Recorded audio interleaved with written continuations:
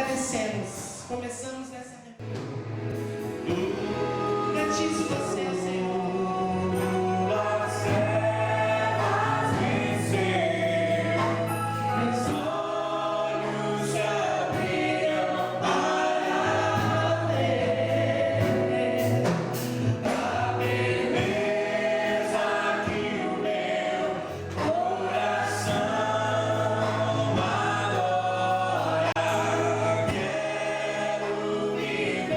Só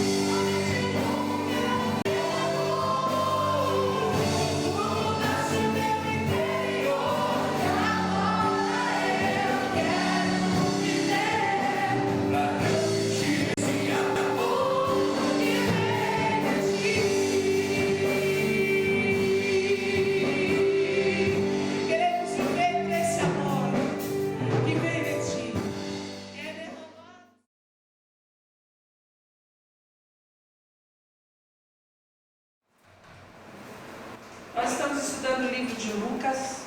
Estamos estudando Lucas, o capítulo 23. Nas últimas 3 semanas, nós tivemos um estudo sobre o julgamento de Jesus, a forma com que Jesus foi julgado até o momento em que ele foi condenado à morte por Pilatos.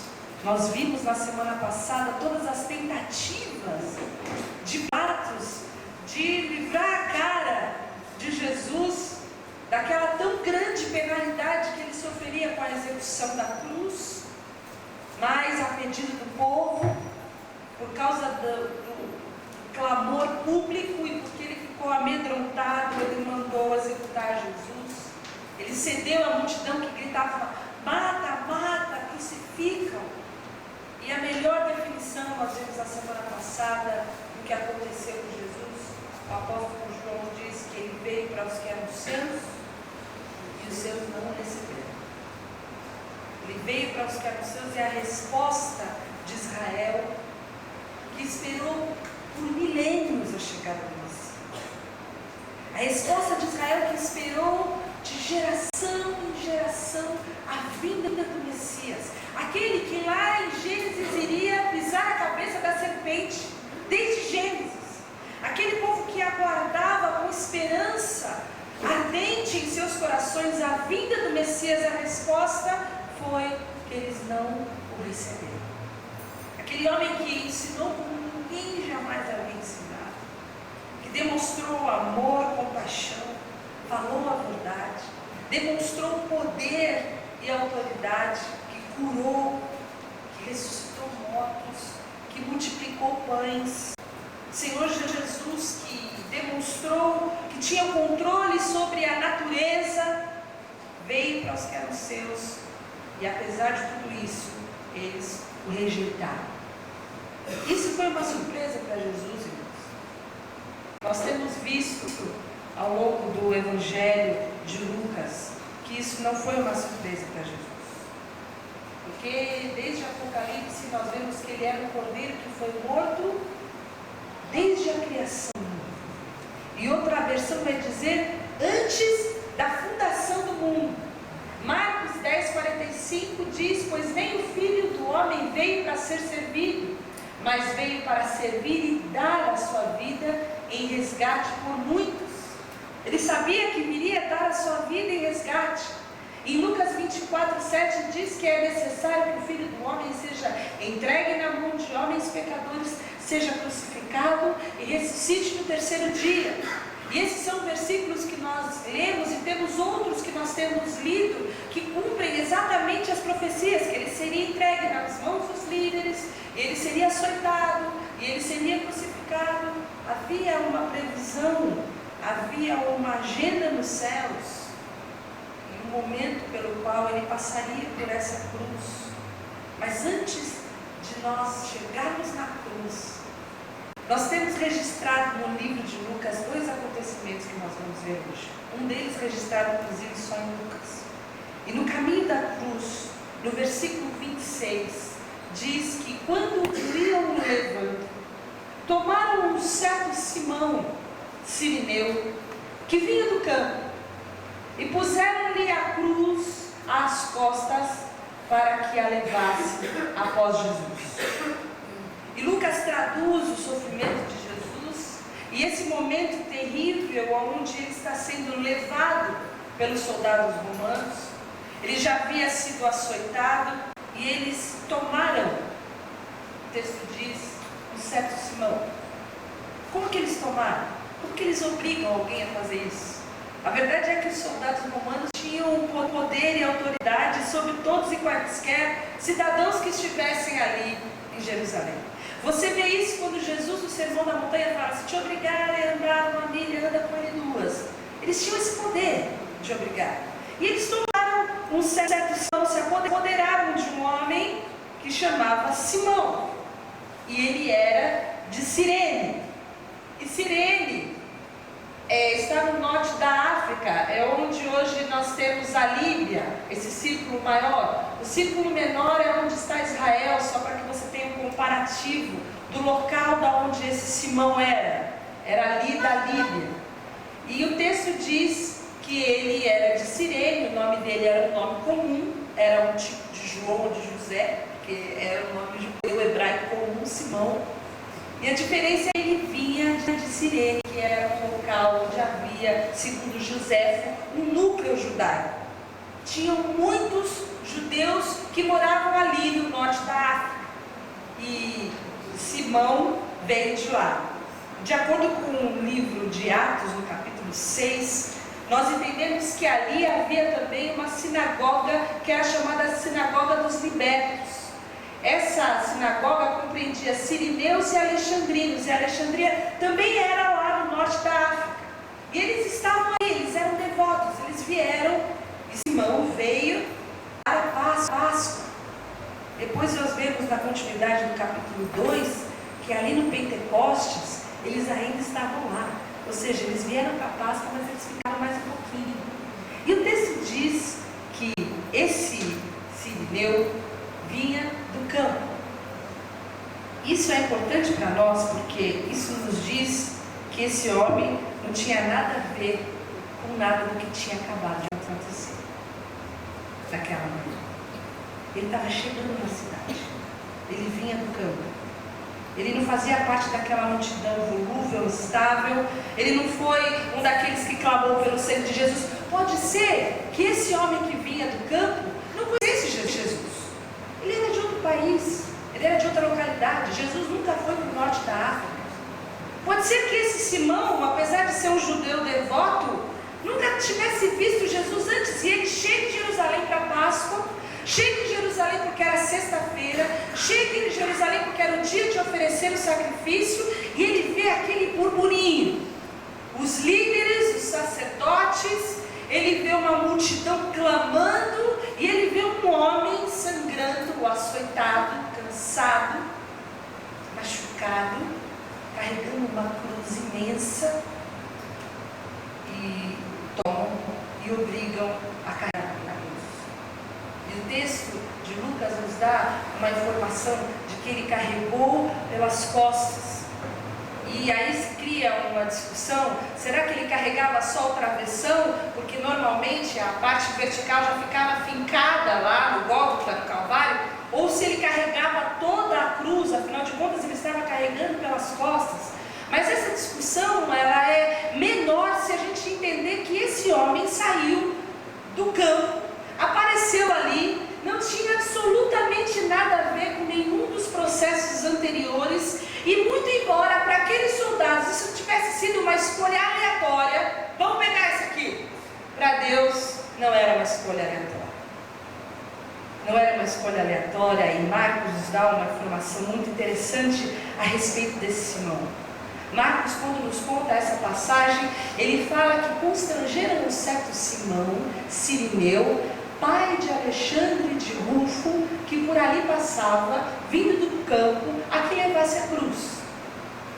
E Marcos escreve em Roma, entre 50 e 60 depois de Cristo. O livro de Romanos é escrito por Paulo em torno de 56 depois de Cristo. O que nos leva a entender que quando Marcos escrevia esse livro, ele escrevia em Roma, direcionado a uma igreja que já existia ali, que era a igreja dos romanos. E lá ele faz referência a Alexandre e a Rufo. Ele faz referência a alguém que aqueles leitores conheceriam. Olha, o Simão, que era o pai do Alexandre e do Rufo. É a mesma coisa que falar Késia aqui na igreja. Tem que falar que Késia. É a Késia de Tarso, é a Késia mãe, é a Késia filha. Não, é o Simão, mas é o Simão que é o pai do Alexandre e do Rufo. E depois você vai ler em Romanos que Paulo fala sobre esse Rufo. Ele fala o seguinte: saudai a Rufo, eleito no Senhor, a sua mãe e minha. E aqui nós vemos uma coisa muito interessante que aconteceu. Esse Simão de Cirene foi constrangido. Esse Simão que era pai de Rufo, pai de Alexandre, e também tinha uma mulher, ele foi constrangido meio que aleatoriamente a caminhar com Jesus. Mas a gente vê pela história dos evangelhos, a história bíblica, que no meio desse caminho ele se encontrou com Jesus. Alguma coisa aconteceu que ele abraçou o Evangelho de uma forma, ele levou o Evangelho de uma forma, ele exerceu o Evangelho e a cruz de Cristo de uma forma, que mais tarde os seus filhos estavam lá exercendo o ministério. A sua mãe, a sua esposa, a mãe de Rufo e de Alexandre, tinha sido uma mulher que tinha abençoado tanto a vida de Paulo, do apóstolo Paulo, que ele a considera como mãe dele. E apesar de parecer uma história aleatória e uma escolha aleatória de uns poucos soldados, mais tarde nós vemos nos Atos dos Apóstolos, capítulos 11 e 13, que havia uma igreja em Cirene.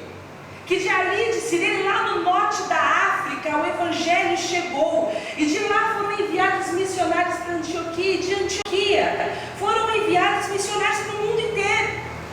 E aquilo que parecia ser uma fraqueza, aquilo que parecia ser um momento de vítima de Jesus Cristo, Jesus vitimado, Jesus fraco, Jesus cansado, Jesus incapaz de carregar a sua própria cruz, nós vemos que era o propósito eterno de Deus se cumprindo na vida daquela igreja, na vida daquele homem, na vida daquela família. A partir de um homem arrancado da multidão, o Senhor estabelece um homem que é um pai de família, que é pai de Alexandre, que é pai de Rufo, que é marido de uma mulher que se torna base na vida de Paulo, e a partir deles uma igreja implantada em Cirene, e a partir dessa igreja missionários são espalhados pelo mundo todo. Não era uma ocasião aleatória, era o propósito de Deus, era o propósito e a grandeza real do Evangelho que estava aparecendo no meio de uma aparente fraqueza. Era o nosso Rei dos Reis e Senhor dos Senhores soberano, estabelecendo seu reinado pelo mundo, mesmo machucado, mesmo açoitado e mesmo violado por uma cruz tão pesada. Chamaram um tal de Simão Simeão, que era pai de Rufo, cuja mãe tinha sido uma bênção na vida do Paulo. E nós vemos na continuidade do Evangelho que esse Simão aprendeu muito mais naquele caminho da cruz do que todos os outros aprenderam durante os últimos 3 anos do ministério de Jesus. Ele pôde servir ao Senhor. E no serviço que ele prestou a Jesus, naquele período, ele aprendeu o caminho da abnegação. E é isso que nós aprendemos com Simão em primeiro lugar. Que se nós desejamos servir ao Senhor, se nós desejamos servir, é necessário que haja renúncia. Não há como servir a Jesus sem renúncia e sem esforço pessoal. Você está aqui nessa manhã porque você se esforçou para estar aqui. Você podia estar em casa dormindo ou na praia passeando, mas você está aqui. E alguns de nós temos dificuldades para estar aqui. Parece que tudo acontece.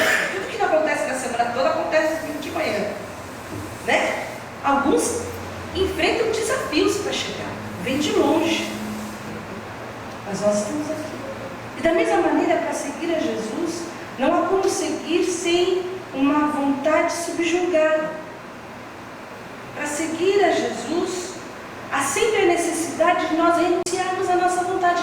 Porque, irmãos, não sei se é só sua, mas a nossa vontade, ou se é só minha, vai sempre com a vontade de Deus.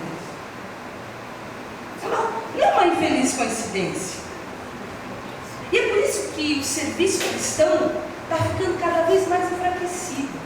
Porque nós estamos vivendo um tempo onde não se prega o Evangelho sem renúncia, sem esforço. Onde o reino de Deus não tem que ser tomado à força, como diz a palavra. Você faz o que você quer, quando você quer, da maneira que você quer. E não foi assim que a gente aprendeu. E não foi assim que Simão aprendeu. A primeira coisa que nós vemos é que ele foi para um lugar onde ele não queria ir. Simão estava indo para o templo adorar. E ele acabou carregando uma pesada cruz até o qual acabou tendo que testemunhar uma execução. Ele foi para uma celebração alegre e acabou participando de um terrível espetáculo, de uma execução de dor lacinante. Ele foi para servir, ele foi para oferecer o seu sacrifício lá no templo. E ele acabou vendo o Cordeiro de Deus que tira o pecado do mundo sendo oferecido lá no Gólgota. Ele foi para um lugar onde ele não queria ir. E não é dessa forma que nós temos visto os nossos filhos e os filhos dos nossos irmãos serem criados, não é verdade? Hoje eu não quero ir, então não vai. Está muito cansado, trabalhou a semana toda, deixa descansar. Estuda muito, chegou muito tarde, deixa dormir. E dessa forma nós vamos criando pessoas completamente descomprometidas com esse serviço que exige abnegação. O serviço cristão exige que nós, muitas vezes, tenhamos que ir para lugares que nós não queremos ir. Como Jonas, que não queria ir, mas acabou indo. Mas qual é o fruto dessa renúncia? Qual é o fruto da abnegação? Qual é o fruto da obediência? É a bênção sobre a vida de Simão, e a bênção sobre toda a sua família, e a bênção sobre toda a sua cidade, sobre toda a sua região. Simão, ele fez algo que ele não queria fazer. Ele não saiu lá de Cirene, ou do campo, que nós sabemos exatamente se ele estava vindo de Cirene, mas ele não chegou ali em Jerusalém porque ele queria carregar uma cruz. A cruz era o símbolo da opressão humana. A cruz era algo que era ofensivo para os judeus. Tocar na cruz romana faria aquele homem que veio de longe se tornar cerimonialmente impuro. A cruz fez com que talvez ele, vestido com as suas melhores roupas, acabasse o seu dia todo sujo, sangrando, por causa do sangue de Jesus que escorria por aquela cruz. O sangue dos açoites, o sangue dos machucados. E Simão teve que carregar essa cruz no dia da Páscoa. E o que serviu para ele, irmãos, carregar essa cruz? Nós vamos dar continuidade na história, que isso foi bênção para ele e foi bênção para a sua família. Aquele homem passava a vergonha e a humilhação da cruz. Ele poderia ali naquele caminho ser confundido com um dos outros criminosos, porque só um criminoso vil é que carregaria uma cruz daquela. Isso nos leva a entender que muitas vezes, quando nós decidimos seguir a Jesus, nós carregamos a nossa cruz e muitas vezes a nossa reputação também é abalada. Quando nós nos posicionamos a favor do Evangelho e posicionamos a verdade do Evangelho, muitos não gostam.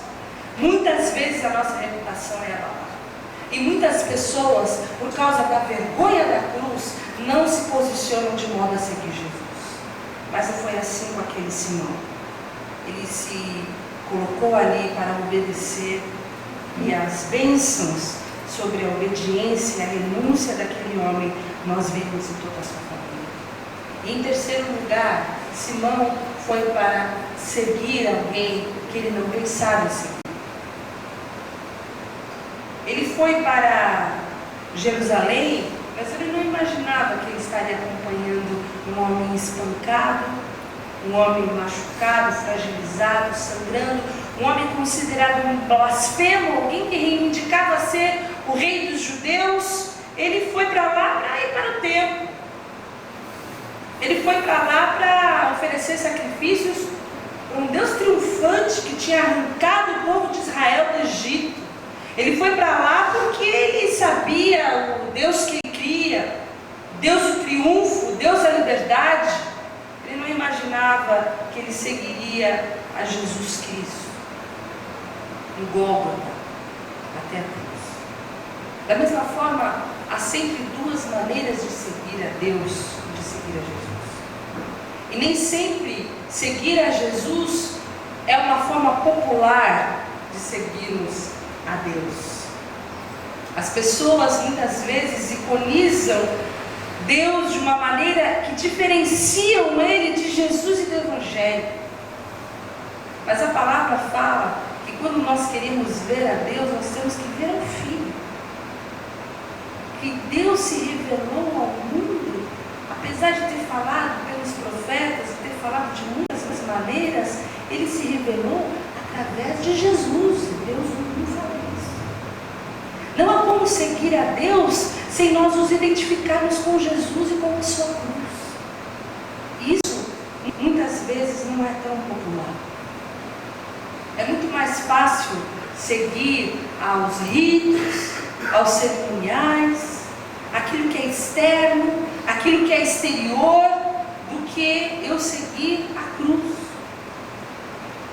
É muito melhor, é muito mais popular, é muito mais confortável seguir a um Jesus saudável, rico, que me faz triunfar, do que me fazer participantes do sofrimento de Cristo. E é por isso que Paulo fala em 1 Coríntios 1, 23, que nós pregamos a Cristo crucificado, que é escândalo para os judeus e loucura para os gregos. E quando ele fala dos judeus, ele fala daqueles que eram os religiosos da época. E a cruz de Cristo, irmãos, escandaliza aqueles que são religiosos. Porque a religião vai sempre impor para você obstáculos para você chegar até Cristo. Ah, você tem que fazer isso, depois você tem que fazer aquilo, depois você tem que fazer aquilo outro. E quando você chegar no patamar, aí você está pronto para servir a Jesus e seguir a Jesus. A graça vem e rasga e abre um caminho onde eu e você e todos nós somos completamente inabilitados para servir a Jesus. Não existe em nós nenhum mérito, não existe em nós nada que possa nos constituir dignos para nos apresentar diante de Deus. De forma que pela graça não há nenhum obstáculo para servir ou amar a Jesus. E por causa da graça e por meio da fé, todos são salvos, todos são iguais e todos são filhos. Por isso que ela é um escândalo. Porque ela põe por fim todo e qualquer obstáculo de nós chegarmos até Deus. E ela é loucura para os gregos. Ela é loucura para os de fora.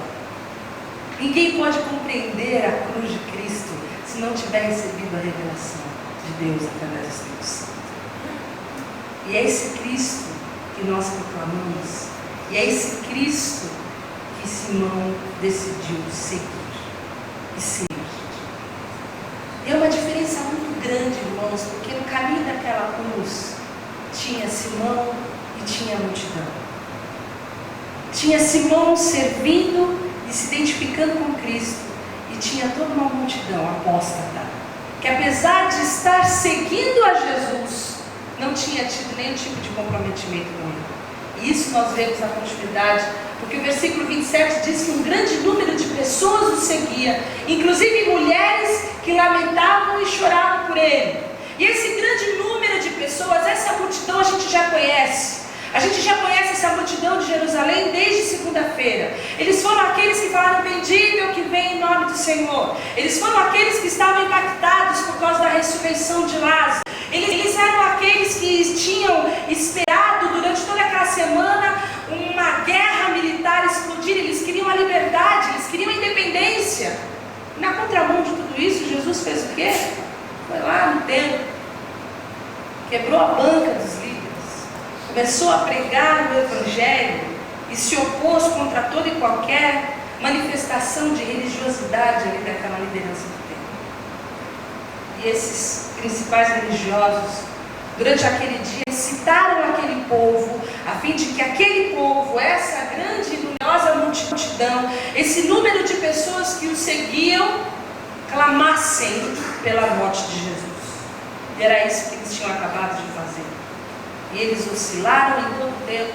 Eles reconheciam o poder de Jesus, mas eles foram convencidos de que aquele poder era um poder satânico, era um poder vindo do diabo. Por causa disso, eles tinham vacilado, eles eram inconstantes. E haviam entre eles umas mulheres que lamentavam e que choravam. E eram as carpideiras profissionais, eram mulheres que obedeciam a um ritual também judaico de ir chorando atrás daqueles que eram os mortos, daqueles que seriam executados. Elas estavam fazendo aquilo porque elas estavam acostumadas a fazer. Mas pode ser que elas representassem alguma parcela daquela multidão que de alguma maneira simpatizava com Jesus. Pode ser que no meio daquele monte de gente tivesse um ou outro que ainda tinha um sentimento de compaixão por Jesus, que tinha guardado alguma palavra em seu coração. Talvez algum desses tivesse sido curado por Jesus. Alguns de fato simpatizaram com Jesus, mas não são apenas os simpatizantes que Jesus quer. Nós vemos que hoje ainda a religião joga muito com isso, né? Você vê os católicos que usam Jesus, tudo machucado, estirado, morto nos braços de Maria, aquelas fotos com aquela cara de coitadinho. Eles gostam de usar essas imagens a fim de que um ou outro simpatize, tenha pena, uma piedade de Jesus. Mas Jesus não era digno de pena. E Jesus não era vítima ali naquela situação. E nós temos cantado uma música que fala que não se pode só seguir de longe e admirar as coisas que Deus pensa e faz, achar interessante, até gostar de falar das maneiras do Senhor pensar. Não adianta. Você precisa se identificar com Cristo, sentindo a mesma coisa, tendo o mesmo proceder. E aquela multidão não estava disposta a isso. E ali naquele momento nós vemos uma dura palavra que Jesus lança para aquelas choronas. Nos versículos 28 seguintes ele fala: Jesus voltou e disse-lhes: filhas de Jerusalém, não chorem por mim, chorem por vocês mesmas e por seus filhos. Pois chegará a hora em que vocês dirão: felizes as estéreis, os ventres que nunca geraram, os seios que nunca amamentaram. Então dirão as montanhas: caiam sobre nós, e as colunas cubram-nos. Jesus diz para aquelas pessoas: parem de chorar. Vocês querem chorar? Chorem por vocês mesmos. Chorem porque vocês serão as verdadeiras vítimas aqui. E nós já tínhamos visto no capítulo 21 o terrível julgamento que Jesus traz para Jerusalém, sobre a destruição de Jerusalém, a destruição que aconteceu no ano de 70 depois de Cristo, quando centenas de milhares de pessoas, homens, mulheres e crianças foram mortos, e Jesus lembra aquele povo. Naquele momento de aparente fragilidade, aonde aquelas pessoas tentam olhar para Jesus como vítima, Jesus esclarece que ele continua sendo o Rei dos Reis, o Senhor dos Senhores, que ele está ali porque ele tem o poder para dar a sua vida e tomar de volta. E que a grande vítima ali naquela situação são eles mesmos, aqueles que choram, aquela nação. Ele fala: felizes as estéreis. E nesse momento ele se opõe a toda e qualquer esperança judaica, porque havia um pensamento ali entre aqueles judeus de que uma mulher judia, se fosse estéril, seria uma maldição divina. Seria o pior estigma que uma mulher poderia carregar, uma mulher judia, seria de ser estéril. E Jesus fala: olha, nesse dia, no dia do julgamento, o dia que vai chegar, as estéreis vão ser mais felizes, porque elas não vão ter com quem chorar. As estéreis vão ser as abençoadas, as mais felizes. Vocês que têm filhos vão desejar nunca terem tido filhos. E vocês dirão: as montanhas cubram-nos. Vocês vão desejar ter morrido do que passar pelo que vocês vão passar. E Jesus traça ali o julgamento e estabelece e esclarece para aquele povo, para aquela nação, quem era a verdadeira vítima dos seus próprios pecados. E o texto do nosso estudo termina no versículo 31, quando ele diz: porque se ao madeiro verde fazem isso, que se fará o seco? E Jesus usa um provérbio bem popular, onde ele traça um contraste entre a madeira verde, a madeira úmida, a madeira nova e a madeira seca. E a madeira seca, se jogada no fogo, ela vai arder rapidamente. Ela madeira? Porque a madeira nova, a madeira verde. E Jesus aqui é representado por essa madeira verde. E a ideia é: se o fogo consegue queimar a madeira verde, você não imagina o que esse mesmo fogo vai fazer com a madeira seca. Se esses romanos foram capazes de fazer com um homem inocente que eles estão fazendo agora, vocês não imaginam o que vai ser de vocês, madeiras secas. Eles, aquele que eram os representantes pela hipocrisia do choro daquelas mulheres, aqueles que crucificaram Jesus e aqueles que nunca se arrependeram, eram uma madeira seca. E João Calvino, ao interpretar esse texto, ele diz o seguinte: sabemos que a madeira seca é geralmente lançada no fogo primeiro, mas se a que está úmida e verde é queimada, muito menos se poupará no final a que está seca. O lamento das mulheres é insensato, se não esperam nem temem o terrível castigo de Deus que pende sobre os perversos. Se nós perguntarmos quem era a vítima aqui, nós vamos ver que não era Jesus. Não era assim. Aquele homem arrancado no meio da multidão, obrigado a servir Jesus. Alguém que foi um canal do Evangelho da Graça, do Evangelho da Cruz.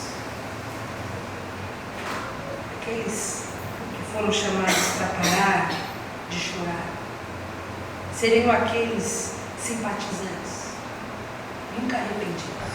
E Deus não quer simpatizantes, irmãos. Deus não quer pessoas que gostem das palavras bonitas de Jesus.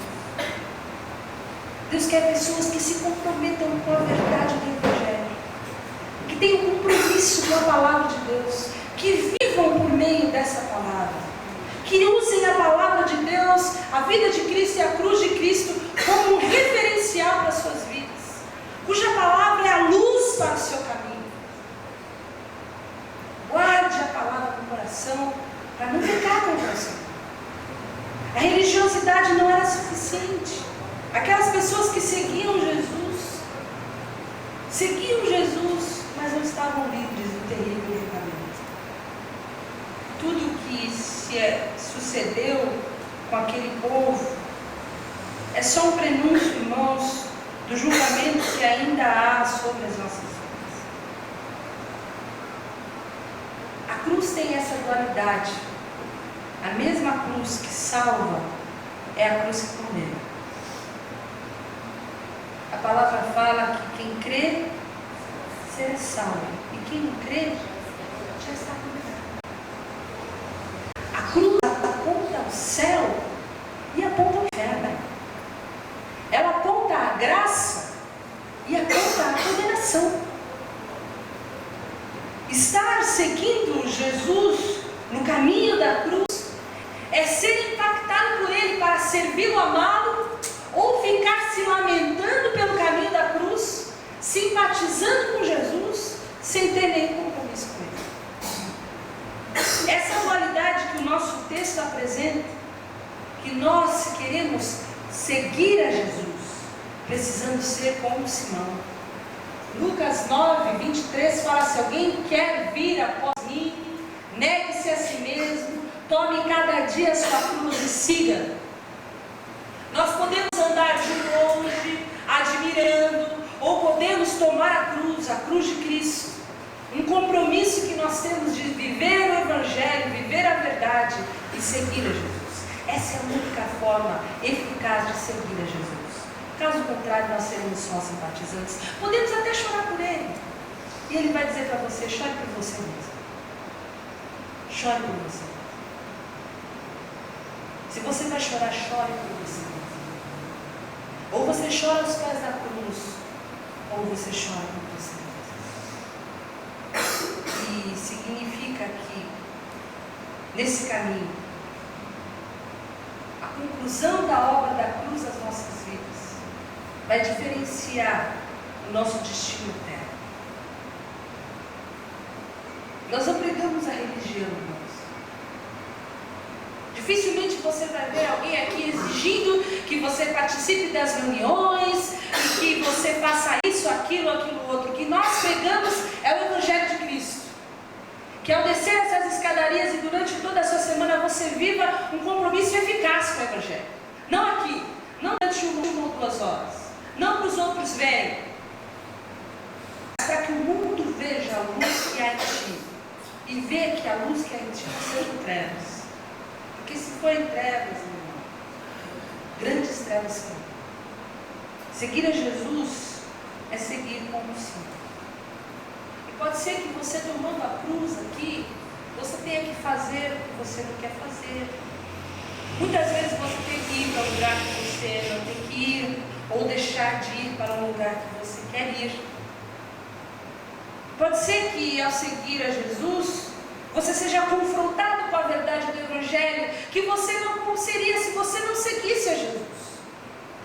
Por isso que seguir a Jesus envolve a abnegação.